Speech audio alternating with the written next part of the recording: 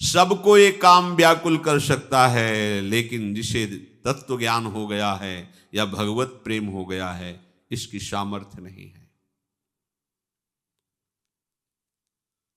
आप खुद अपनी परीक्षा कीजिए कि आपका हृदय काम से कितना आसक्त हो रहा है। यदि काम भोग के लिए तुम्हारी व्याकुलता भी शेष है तो न तुम्हें आत्मज्ञान हुआ है, न भक्ति हुई है, तुम्हें केवल भ्रांति ही भ्रांति है। ऐ उपासक, एक काम वासना अनेक प्रकार से फंसाती है। उस काम वासना में कभी कोई आज तक तृप्त नहीं हुआ है, और ये सबसे तीव्र आकर्षण करती है। इसका जो आक्रमण होता है वो विचार के लिए अवसर नहीं रखता।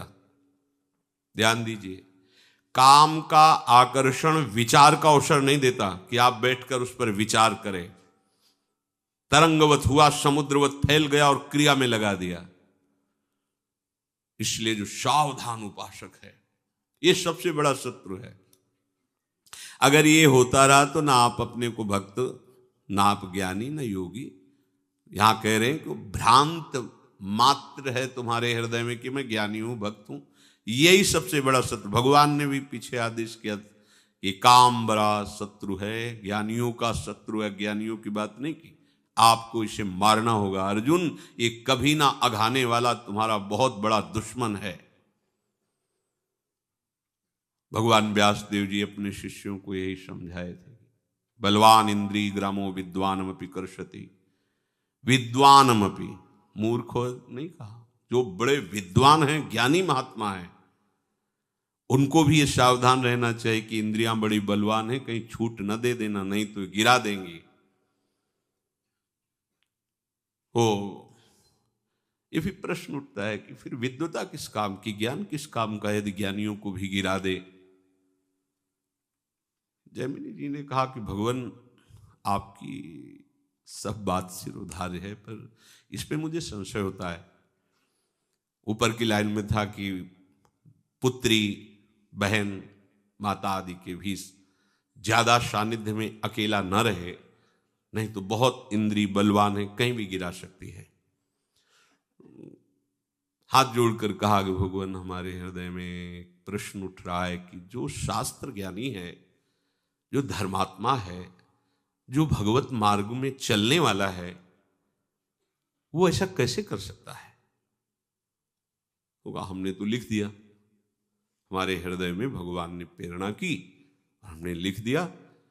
अगर आप विचार करना आपको ऐसा लगेगा तो बदल देंगे, पर अभी तो हमारे हृदय में भगवान यही प्रेरणा कर रहे हैं कि मन और इंद्रियां बड़ी बलवान हैं। यदि एकांत में इस तरह का संभाषण और बहुत समय तक रहा जाए तो वो अपने पवित्र संबंधों को भी वो दूषित कर सकता है। काम इतना बलवान है, पवित्र संबंधों को, जैसे बेटी है, बहन है, पूज्य भाव जहां रखना है वहां भी ऐसा। इसलिए बहुत सावधान रहना चाहिए। उनको उत्तर देने के लिए 2-4-5 दिन ऐसे अध्यापन करवाया। फिर कहा कि बद्रिकाश्रम में भी भगवान व्यासदेव जी का वहां कुछ समय के लिए हम जा रहे हैं, आप यहाँ के श्रेष्ठ हैं, आप यहाँ संभालिए समस्त ब्रह्मचारियों को। शास्त्रों ब्रह्मचारी भगवत मार्ग में चल रहे थे।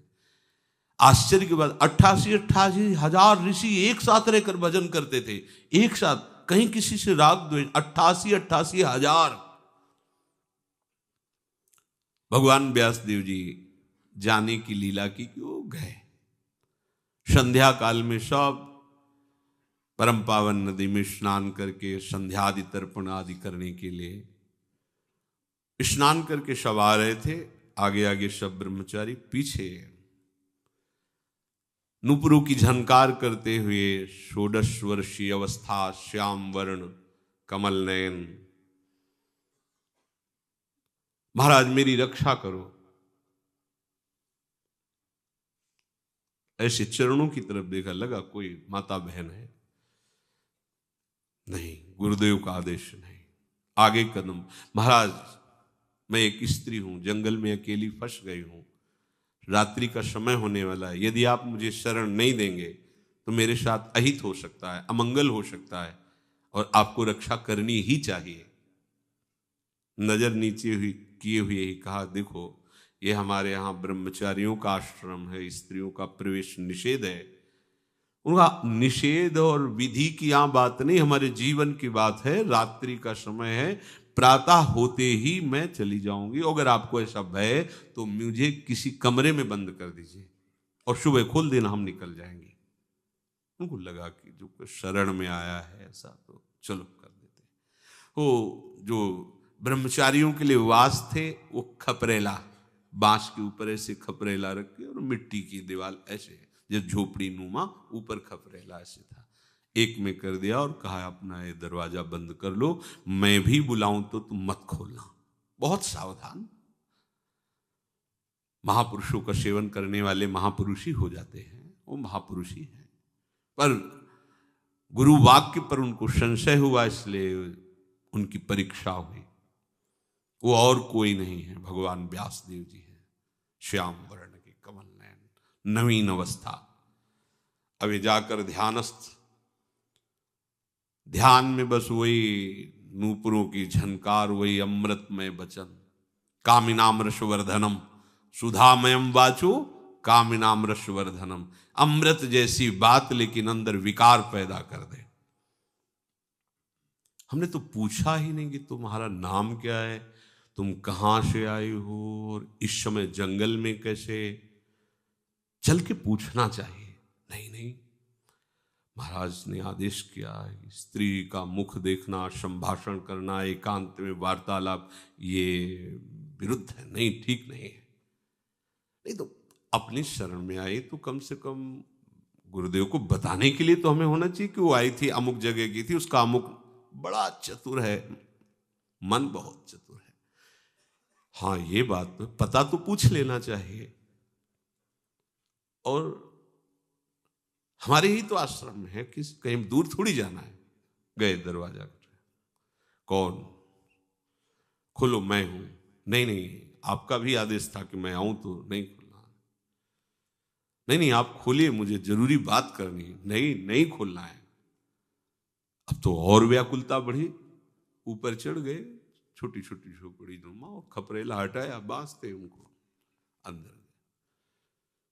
वो मंद मुस्कान, तिरछी चितवन, मानो पूरे चित्त को आकर्षित कर लिया।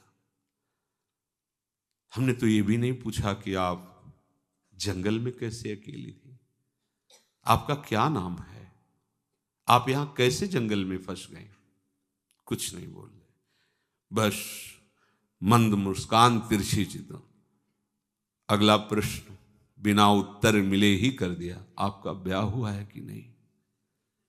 नहीं, ब्याह नहीं हुआ है। हाँ, हमारा भी नहीं हुआ है। कहां और कहां बात बदल गई। अब चेहरे की तरफ देखा दो, भगवान के अवतार भगवान व्यासदेव जी, वो श्यामता परेशवर्ण रूपिणी, जैसे यमुना जी के लिए कहा गया, ऐसे भगवान व्यासदेव भी है। अभी ब्याह कर लेते हैं, तिथि तारीख छटवाना आगे की बात है, अभी कर ले। ब्याह तो हम भी अपना सौभाग्य मानेंगे कि आप जैसे ब्रह्मचारी हमें स्वीकार करेंगे, पर हमारी एक शर्त है, अपना मुंह काला करके हमें पीठ में यहां से बैठाल कर नदी के तट पे जो देवी का मंदिर वहां ले चलो, वहीं हम आपको जयमाला पहना देंगे। सोचा रात्रि का समय है, सब ब्रह्मचारी शयन में, मुंह काला करने में क्या जाता है।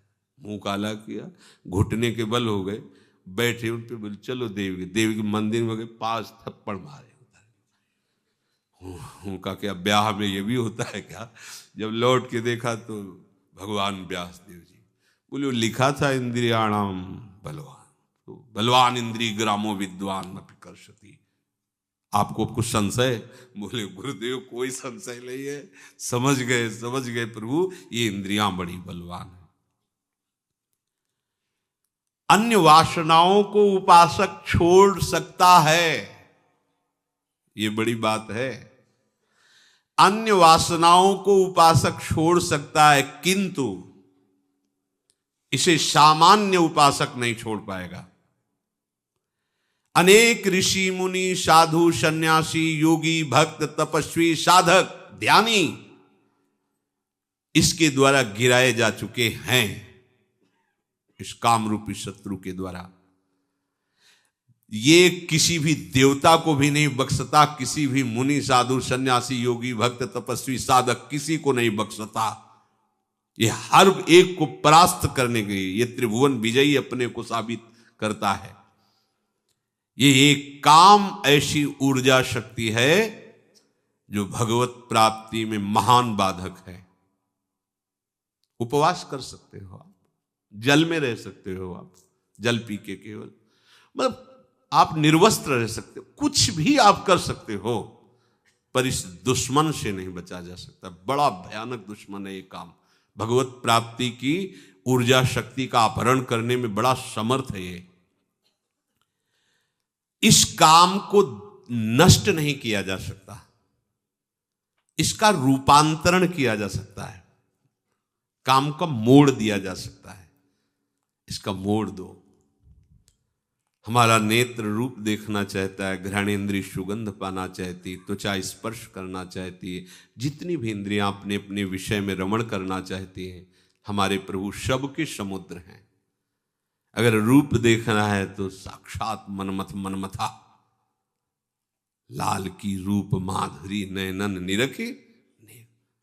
अगर रूप देखना है तो हमारी सखी का रूप देखिए, देखो कैसा सुंदर है। प्यारी जो हमारी सखी है, स्वामिनी भी है, हमारी सखी भी कितनी सुंदर है। तेरो रूप कहत नहीं आवे। और घ्राणेन्द्रिय सौरभ हो, जहां से प्यारी जो निकल, संपूर्ण वृंदावन का वातावरण प्रेम उन्माद प्रकट करने वाले सौरभ से युक्त है। स्वाद अलौकिक दिव्य भोग प्रियालाल को लगते हैं। क्या जब लाडली लाल दुलार करके ऐसे सखी को निहाल हो जाते, क्या यहां क्या, इसका रूपांतरण कर दो। श्रीमद चतुरासी जी का नित्य गायन नियम पूर्वक आप बहुत दीर्घ काल तक कीजिए और विश्वास रखिए काम जड़ से नष्ट हो जाएगा। काम पावक को पानी जैसे अग्नि जल रही हो और अधिक मात्रा में जल डाल दीजिए, तत्काल भस्म हो जाएगा। पर ये बहुत काल तक, ऐसा नहीं कि एक पाठ करो और ऐसा नहीं, क्योंकि बहुत काल से वृत्तियां इसमें लगी हुई हैं। इससे परिष्कृत रूप से विकसित किया जा सकता है। ये संपूर्ण सृष्टि काम से उत्पन्न हुई, इस शरीर की रचना काम क्रीड़ा से हुई है। सब जीवों की काम क्रीड़ा, इसमें मूल संस्कार काम के बसे हुए हैं। ये ईश्वरीय शक्ति से संपन्न है, कोई साधारण नहीं है। अब इसका प्रयोग हमें वासना में नहीं उपासना में करना है। देखो ये भी काम है। कब ऐसा होगा? मंद मंद मुस्कुराते हुए युगल सरकार नूपुरों की झनकार करते हुए आएंगे, हम उनके चरणों में लौट जाएंगे और दोनों प्रिया प्रीतम एक एक बाह पकड़कर उठाएंगे, अमृतमय वचन बोलते हुए मुझे अपने हृदय से। ये भी कामना मुड़ गई, इधर मुड़ गई। इधर की आशा परमम दुखम, इधर की आशा महासुख है। अगर कोई सोचे कि शरीर को दुर्बल करके बड़ी तपस्या से इस पर विजय प्राप्त कर ले, सो भी नहीं हो सकता। पीछे एक प्रसंग में सुनाया था कि एक महात्मा ऐसी कठोर तपस्या कर रहे थे कि वृक्ष की सूखी हुई छाल की पपड़ी केवल खाते थे। वृक्ष की छाल सूख गई, वो पपड़ी जैसी ऐसे पाल के और जल पी के रहते थे। अस्थिमात्र होए रहे शरीरा, महान तपस्या के धनी। पर अहम बिना शरणागति के नहीं नष्ट होता है, बना रहता है। दुर्वासा जैसे महापुरुषों में भी स्फुरित हुआ और कृत्य आदि उत्पन्न कर दी बिना किसी अपराध के। तो ये अहम का बड़ा सूक्ष्म स्वरूप, इसी से संपूर्ण सृष्टि का संचालन होता है, कर्ता भाव से ही, अहम से ही। इनके अंदर इतना अहम था कि मुझे कोई भी परास्त नहीं कर सकता। ये अहम प्रभु को बर्दाश्त नहीं होता। हमारे प्रभु का एक स्वभाव है, अहम से प्रभु को सुनहु राम कर सहज स्वभाव, जन अभिमान न राख। गर्व प्रहारी प्रभु का नाम है, बिल्कुल बर्दाश्त नहीं होता। कोई भी अभिमान करे तो प्रभु को अच्छा नहीं लगता। अब ये ऐसे पवित्र तपस्वी एकांत जंगल में वास करते हैं। ऐसा शुरू हुई लीला। लीला बिहारी की बड़ी विचित्र लीला होती है। अब जिन जिन वृक्षों से भिक्षा रूप से सूखी छाल पपड़ी खाते थे, वहीं जो है घी का बढ़िया हलवा ऐसे ऐसे गए तो देखा ये क्या पदार्थ है। अच्छा, मेरी तपस्या के बल से ये वृक्ष भयभीत होकर स्वादिष्ट पदार्थ दे रहे हैं। और बड़ा हलवा, कहाँ सूखी पपड़ी पाना और कहाँ हलवा पाना। हलवा पाया, अच्छा लगा। अब तो सूखी पपड़ी की तरफ दृष्टि ही ना जाती, और जब बैठते ध्यान में तो यही आता कि अगर सब वृक्षों में ऐसा ही हो तो पेट भर जाएगा। तो कई वृक्षों में लगाने लगी। अब तो शरीर हष्टपुष्ट होने लगा। जो अस्थिमात्र हो रहे सर हलवा पाएंगे तो लालिमा तो आई जाएगी, रक्त बढ़ा, सप्तम धातु बढ़ी, शरीर बलिष्ठ हुआ। उन्होंने विचार किया कि ये वृक्ष इतना हमसे प्रभावित हो रहे हैं, आज थोड़ा जल्दी चलते हैं। तो जल्दी गए तो वहां कटोरे में हलवा ले एक नवयुवती लगा रही थी। ये भगवान की माया का प्रभाव, माया से रची हुई थी। जीव ही देखा उसने कि बेसमय में वो आ गए, अचानक एकदम डर गई, सहम गई, ऐसा मानो बहुत भयभीत। उन्होंने नहीं नहीं, भयभीत होने की जरूरत नहीं है महाराज, आप महान तपस्वी, आप मुझे भस्म भी कर सकते हैं, पर आप कोई सेवा स्वीकार नहीं करते तो मुझे लगता था कि मैं आपकी सेवा करूं। हमें इतना प्रेम करती हो तुम? महाराज सामने तो आ नहीं सकती थी, मेरी हिम्मत नहीं थी, तो इसलिए ऐसा। अब वृक्ष में लगाने की जरूरत नहीं, सीधे वो पात्र में दे दो हलवा का। पूरा हलवा पाया। वृत्ति बिगड़ती चली जाती है।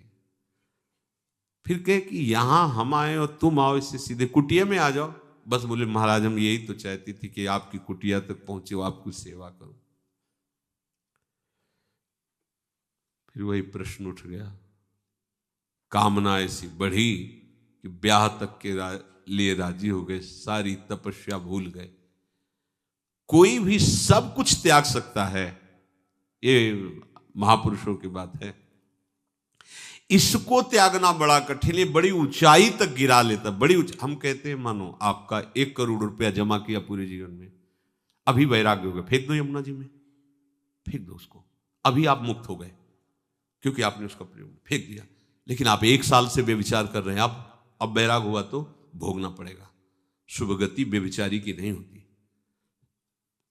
व्यसनी धन शुभ गति व्यभिचारी, कैसे? अब उसकी पूर्ति कैसे होगी? आपका बहुत यश हो रहा, विवेक द्वारा बच सकते हो, नहीं ये तो हरि गुरु का। लेकिन भोग शरीर से तो स्वयं तदात्म करो। अब ये सबसे बड़ा शत्रु, सबसे बड़ा शत्रु है। मृत्यु का समय निकट हो, शरीर अत्यंत दुर्लभ हो, फिर भी वो काम भोग की इच्छा ना करे, ऐसा नहीं कह सकते। पूज्यपाद सिउड़िया बाबा जी ने एक उदाहरण में दिया कि हरिद्वार में एक महात्मा शरीर पूरा होने का कुछ समय पहले ही शैया में पड़े थे, तो बहुत से शिष्यों ने उनका अंतिम उपदेश आप कर दीजिए। तो उनका यहां से लेके कन्याकुमारी तक यदि स्वर्ण बिछा हो तो मेरा मन नहीं जाएगा, पर इस समय भी मेरा मन कामाशक्त ना हो जाए ये मैं पूरा नहीं कह सकता। अंतिम समय उन्होंने कहा, मतलब भाव ये था कि इस पर कभी कोई ऐंठ न करे हम में कि मैं इसका विजयी हो चुका हूं। एक गांव से संत भगवान भिक्षा मांग के निकलते थे, तो एक गांव किनारे वैश्या थी, वो उनका उपहास करती, बाबा जी तुम्हारी दाढ़ी पवित्र कि हमारे बकरे की दाढ़ी पवित्र? तो कुछ नहीं बोलते। अंतिम समय था, बुलवाया उसको और कहा बेटा मेरी दाढ़ी पवित्र। अरे बोले बाबा आप तो बोले हाँ, उस समय इसलिए नहीं बोला कि मुझे विश्वास नहीं था कि कहीं इंद्रियां कभी भी फिसला। अब मैं अपने प्रभु के धाम जा रहा हूं, अब कह रहा हूं मेरी दाढ़ी पवित्र। अर्थात पूरे जीवन भर उपासक को इससे सावधान रहना ही होगा, और यही गिरा देता है, बड़े बड़ों को टांग मार के गिरा देता है। इसके दांव पेच बड़े विचित्र हैं, बड़े विचित्र हैं। आश्चर्यजनक बात है कि इस महान शत्रु को उपासक अपना मित्र मान लेता है, नए नए ज्ञान की बातें करता है, नए नए अनुभव बताता है, पर जन्म जन्म से जिस काम का गुलाम रहा है उस काम को कोई युक्ति नहीं सूझती कि निकल जाए उससे, उसमें फंसता चला जाता है।